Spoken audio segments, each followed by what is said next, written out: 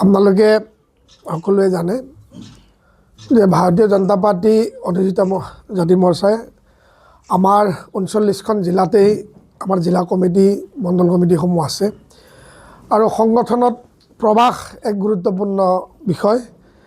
মই প্ৰায় আমি ৰাজ্যিক সমিতিয়ে প্ৰায় এতিয়ালৈকে 11খন জিলা আমি প্ৰবাস কৰিছোঁ আৰু তাৰে অংশ হিচাপে আজি শিৱসাগৰ জিলাত আমি ইয়ালৈ আহিছোঁ।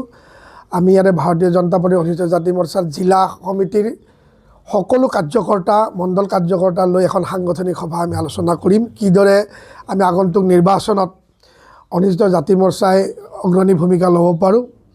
আৰু ইয়াৰ পিছতে আমি আমাৰ দুই এজন আমাৰ নিজৰ চৰকাৰ অসম চৰকাৰৰ পৰা যি চাকৰি পোৱাই হওক বা যি লাভাৰ্থীক আমি লগ কৰিম।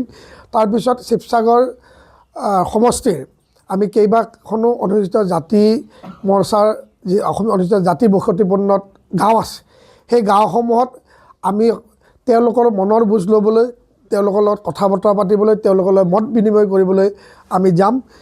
দুইখন চৰকাৰৰ আমাৰ কেন্দ্ৰীয় চৰকাৰৰ মাননীয় নৰেন্দ্ৰ মোদীৰ নেতৃত্বত চলি থকা চৰকাৰ আৰু মাননীয় জনপ্ৰিয় মুখ্যমন্ত্ৰী হিমন্ত বিশ্ব শৰ্মা ডাঙৰীয়াৰ নেতৃত্বত চলি থকা যিসমূহ আঁচনি, যিবোৰ সবকা সাথ সবকা বিকাশ সবকা প্ৰয়াসৰ জৰিয়তে আমাৰ ৰাজ্যখনক আগবঢ়াই লৈ যোৱাৰ যি ভূমিকা, সেই সম্পৰ্কতো আমি এই ৰাইজসকলৰ এই অনুসূচিত জাতিৰ লোকসকলৰ গাঁও যাই আমি তেওঁলোকৰ মনৰ কথা বুজ ল'বলৈ চেষ্টা কৰিম, মত বিনিময় কৰিম।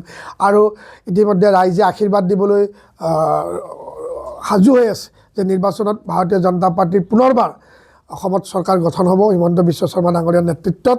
আৰু সেই আশীৰ্বাদৰ কাৰণে আমি তেওঁলোকৰ লগত আকৌ পুনৰ আশীৰ্বাদ বিচাৰি যাতে সেই আশীৰ্বাদ ভোটলৈ ৰূপান্তৰ হয়, সেই আশীৰ্বাদ ভোটলৈ ৰূপান্তৰ হয় আৰু আমাক সহায় কৰি পুনৰ ভাৰতীয় জনতা পাৰ্টীৰ চৰকাৰ তৃতীয়বাৰৰ কাৰণে অসমত গঠন হয়, তাৰ কাৰণে ৰাইজৰ ওচৰত সেৱা ল'ম।